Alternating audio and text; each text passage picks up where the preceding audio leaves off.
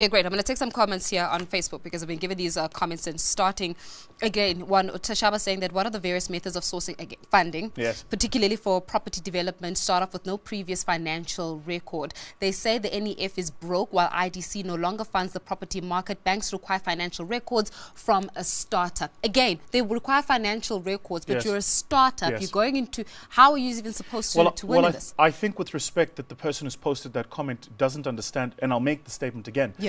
If you want to own a chicken farm, you first start by selling eggs. If he wants to be a property developer, he should probably start by getting properties that are available, renting them out, generating a financial track record, generating cash flows, proving he can run a business, learning mistakes, owning 3, 4, maybe 5 flats. Then he can build an apartment building with 60 flats. Yeah. So we have to get the thinking, and I have to say this, we have to get the thinking of black people right. We have to get this right, What do you mean by guys. that? Well, F&B wasn't built overnight. Neither was ABSA. So how do you think you're going to build a large business which employs thousands of people overnight and someone must give you capital? It doesn't work that way. Probably the single worst thing we did in this country's psyche when we did BE transactions is we took people that had no money, gave them access to 26% of companies built over hundreds of years and created instant wealth. So now everybody wants instant wealth because nobody understands the practical tools of actually 100%. building those organizations. You come into my business, I can tell you every single moving part because I built it.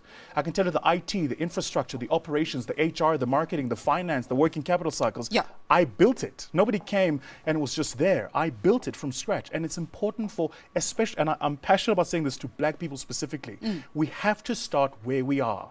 We have to start where we are and build with the small steps. Okay, great. So we've spoken about how perhaps the redundancy of our business plans. Sure. We've looked at how we need to start changing our mindset. So now I'm going to ask you the question of where do I start? Be practical with me, okay? So let's use the person that has got a property company, for example. You've got property there. You want to get into the property market. You don't have capital. You are a startup. How do I start? My business plan is redundant, as you mentioned. My mindset is clearly messed up a little bit. How do I start and how do I get this, the formula right? With your permission, let me use a different example. Yeah. Yesterday, we got an approach from a young lady who was looking to raise 5 million rand to buy a chicken farm. And the chicken farm she wants to buy is run and owned by white people who want to leave for whatever reason. And she's saying, I want to buy the chicken farm. So I went back to her and I said, what proof have you got of the financial track record of that business? 1, 2, and have you ever run a farm of any type? The answer was no. So here's what I said to her. I said to her, I will give you 50,000 rand to go and buy eggs at a Pick n Pay. Just go to Pick n Pay and buy some eggs.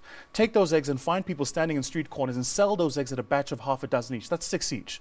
So at a batch of half a dozen each, you can probably take that 50,000, turn it into 75. Yeah. You will do this cycle iteratively until you move it from 50,000 rand to 500,000. Once you've proven to me you can retail eggs, then I might think about getting you into a supply relationship with somebody who creates the egg so you can buy at a lower cost and keep retailing. Let's start you first on the front end. Once you've gotten to 1, maybe 2 million retailing eggs, knowing who the customers are that buy the eggs, then I might think about buying you a chicken farm, because by the time you have the chickens and they give you the eggs, you now understand how the entire cycle works. But I'm not going to give you 3 million rand to buy a farm and buildings and put eggs in it and chickens and then sit and wait for some miracle to happen. And then what about people that are watching the show right now and thinking, no, but why are you not doing this? It's all about radical economic transformation. What's your stance on that? Radical economic, radical I feel like I just started you on something. Radical economic transformation starts in the mind.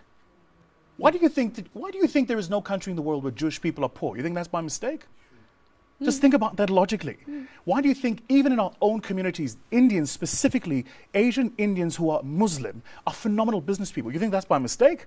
No, it's because the grandfather started with a dry cleaner. When the grandfather passed, he left the dry cleaner to the father, who created a fast food and the dry cleaner. The father leaves the fast food and the dry cleaner with the son, who then creates a hardware store. By the time you go to the township, they've got the entire block and they run it.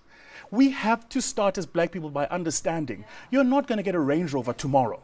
Yeah. Start where you are, do what you have to do so you can do what you want to do. And let's celebrate each other's success. And I mean real successes, not the stuff that comes out of the paper, so-and-so's bought this car, so-and-so's at this event. No. If you're at a JNB Met, your odds are you're not an entrepreneur. A real entrepreneur doesn't have time to be at those events. People are clapping right now in the studio. No, There's actually clapping that is happening in the studio. Because a real entrepreneur, I get invited all the time. I'm on the VIP list all the time. I'm never there because I'm trading. I'm running a business. I've got things to do, right? It's important for entrepreneurs to understand entrepreneurship is a difficult thing. You're in the dark engine room building the engine to this car for the first 10 years of your business. But once it's done, it's going to be a phenomenal ride to the end. Real economic transformation for Thina njengabantu abamnyama is starting things we own and owning the things we say we own, not being seen to own. It is about time, I think, we need to talk about the perception of success versus the reality of it. If you're driving a 200,000 Rand car and you bought it cash and I rock up in a 4 million Rand car that I owe, who's wealthy? Me. Thank you. Thank you so much for joining us this